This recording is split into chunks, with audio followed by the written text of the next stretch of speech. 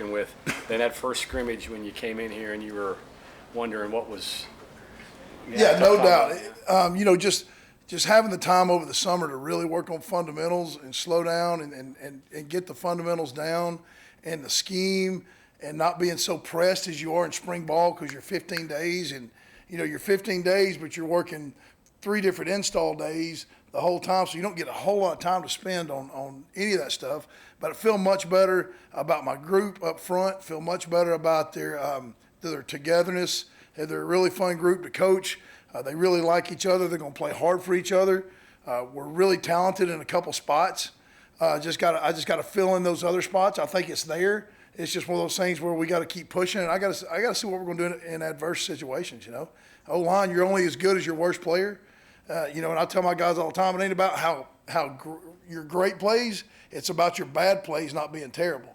Because if you can go out there and you can be good, and then your bad plays be just then you're going to have a successful group. But that's what we're working on, is keeping our bad plays from being 5-yard losses and sacks and sack fumbles and things like that.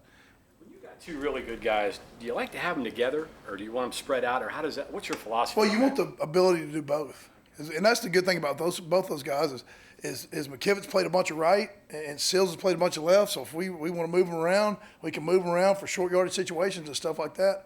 So, but you don't always want them right there beside each other. They have different strengths. You know what I mean? They have different strengths. I mean, Mike Brown at the left guard spot's as good a run blocker as Sills is. So, there's no reason to bump him around too much. As long as as long as he continues to get himself in shape and learn the offense. I was going to ask you, can Brown play 50 or 60 plays yet? Yeah, that's we got to develop a guy behind him that can come in and help him, because I don't. It's not that he can't do it. It's just I'm afraid he loses his focus when he gets really, really tired. And he's worked really hard. I mean, the kid didn't play at all last year, was injured, and has never played. Never played high school ball, so he hadn't played a whole lot of football. So you're dealing with a kid who's basically played just spring ball in this. And, but he's really developing well. He's working really hard. He's a hard-working kid. So I look forward to him being a good player there. Colton mentioned helping teach the guys over the summer, he and Josh doing that.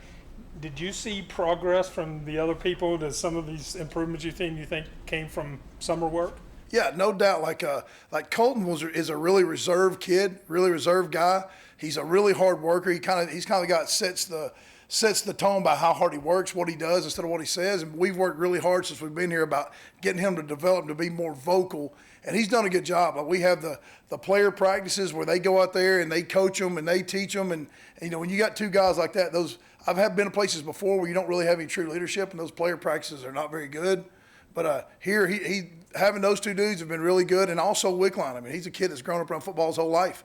You got those 3 guys out there running a player-led practice, and you got 3 guys that know what they're doing, and everybody listens to them. But, yeah, I can see, those guys have done a really good job of bringing the whole group together. The development behind Brown, how's that going? And sort of piggybacking on that, Hughes, it looks like he's mixing in with the 2s. Yeah, Gamitter, to be a kid, he's one of the most explosive, strongest guys in the program in the weight room, but he's always been a D lineman. He played a little bit of O-line in high school, but it wasn't real, it wasn't like the true, dedicated O-line, because he's had to play both ways and all that stuff. So this is really his first, he's just now going into practice number, 17 of ever being an O-lineman. And he's really come along. He's had a really good summer.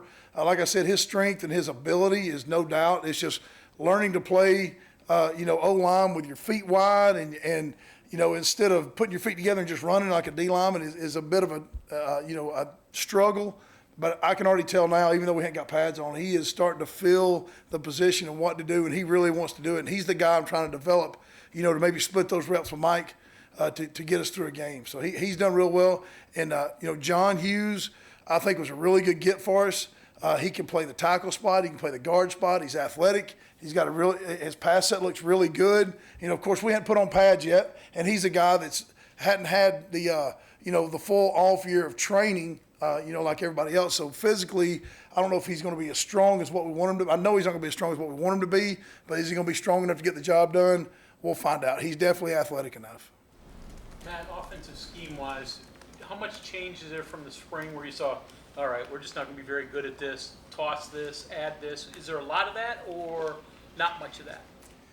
It was more about not saying we're not going to be. There wasn't a whole lot of not saying we're not going to be good at this. We saw some things we thought we were a little better at than what we thought we were going to be.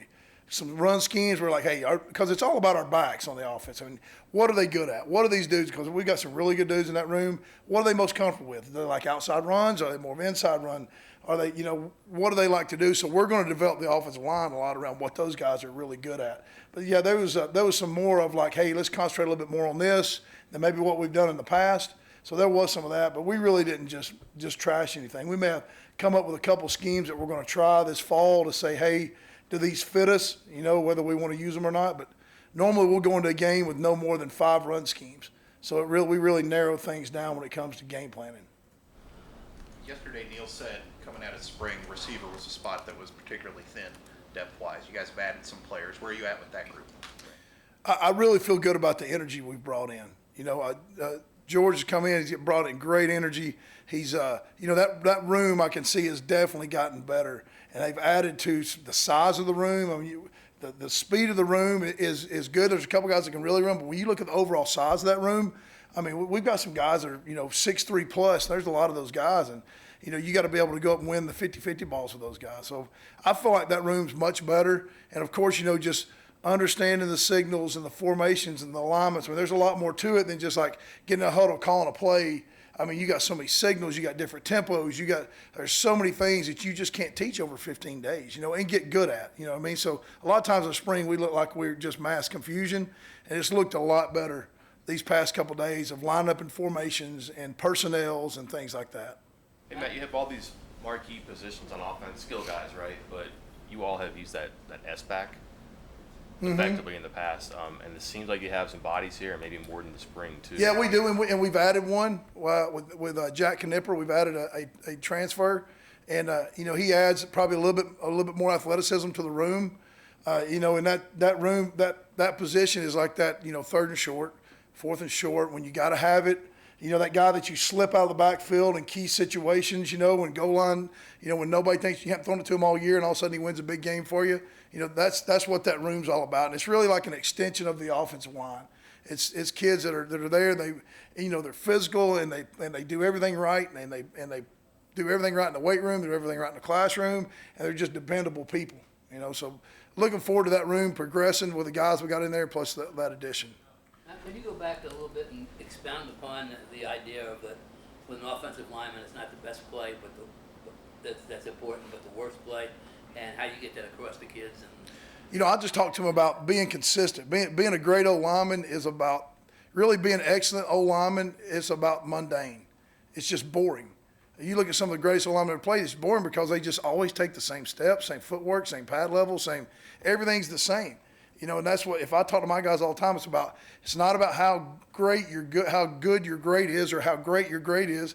It's about how bad is your worst going to be below par. And if your worst is not that bad and your good's not great, you can still be a consistent old lineman in this league. So that's what I just preach to them about. Hey, if you have a bad day, make sure it's not a terrible day. If you have a bad play, make sure it's not a terrible play.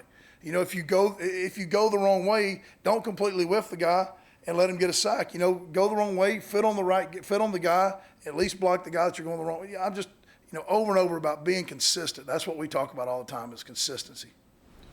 Matt, we saw some tempo today. How many different tempo speeds do you guys run? Do you have? Well, basically, sometimes and it's really hard in this league. A lot of people do a really good job with tempo. And it's so hard to see on film because their video department does such a great job of cutting the play to right before the plays run. So you can't really tell. You have to look at some key things like where's the official? If he's backing his butt up and the ball snap, they're playing fast, right? So we've got some stuff where we want to always give the illusion that we're playing fast. And that sometimes we play fast, sometimes we get lined up fast, and we don't play fast. So that's really what we try to do, where it used to be just as fast as you could go all the time. It's hard to do that with the formations and motions that we're doing now, but we're still trying to give the illusion like, hey, we could snap it fast on you. And most defensive coaches, if you got the ability to snap it fast, they're going to get lined up fast. I know it's still guys in shorts, but Sean Ryan looks like a playmaker. How much are you crossing your fingers you'll be able to use him? You're right. I saw the same thing you did, but until we hear the news, I'm just going to, hope and wish.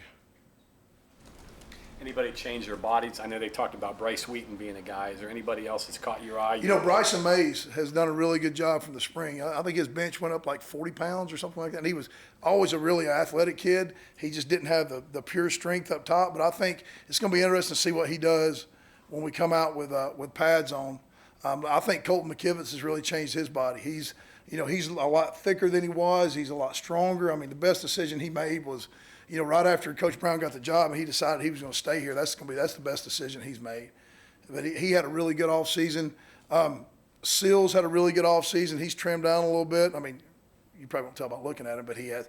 He's upped his cardiovascular. Wickline's put on some weight and he's held it. He's always been a thin guy, but he's over 300 and he's holding it strong and had a really good offseason. So, I'm looking forward to those guys to see, what they do when the pads are on. You may not have a bunch of guys, but you got 2 possible NFL guys. I do. And so there's a good thing to build around right Yes. I promise you I've coached with a lot worse. I've coached with a lot worse guys. But, yeah, I feel we just got to develop some depth. We got to have some young kids. We got 2 true freshmen that have a lot of talent. With Yates and Moore, both those kids are showing. Yates just got here, but he's a really good-looking dude, and he's athletic. And, he's really far behind just because it took him a while to get all his eligibility worked out. But both of those guys are young guys that are going to be really good players. Talking to somebody that was talking knows football, it said usually a good offensive line, you have to have somebody that you don't know about develop. Do you buy that? That somebody's got to emerge to have a good offensive line? Yeah, we need Mike Brown to be that guy. We need Wickline to be that guy, and we need Chase to be that guy. We need those 3 guys to step up and go, woo. One of those 3 guys need to be great, and the other 2 need to be good, because they're all 3 completely unproven. So we got to have one of those guys that's got to really step up. Yates, Moore down the road. There's guards, tackles, maybe both. Tackles, both those. Well, Moore, I got him playing right guard, and Yates playing left tackle. And he's a long way off, but just looking at him, watching him move, it's like, yeah, that kid's got a chance. He's going to, if we can get both those kids by game 4, they're able to play in their 4 games.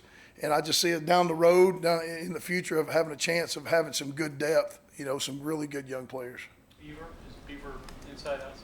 Beaver's playing guard. He's playing guard. He's still a ways away, but he's playing guard. Who's your second most reliable snapper right now? I would say Stilley's probably my second most reliable snapper, and it's going to be interesting to see what Bryson does. But Stilley's, as far as knowing what to do, how to do it, all that stuff. I mean, he's got the same issue I had when I was in college, just missing about 6 inches. He's just not real tall, but I mean he's a good player, and I wouldn't hesitate to put him in a game. I mean, he's going to know what to do, how to do it. He's going to get a good snap back there, and he's just got to continue. He's still a young player too, a redshirt freshman, so he's still got a lot of time to develop his body. Anybody? Thank you very much, Coach. All right, thanks, guys.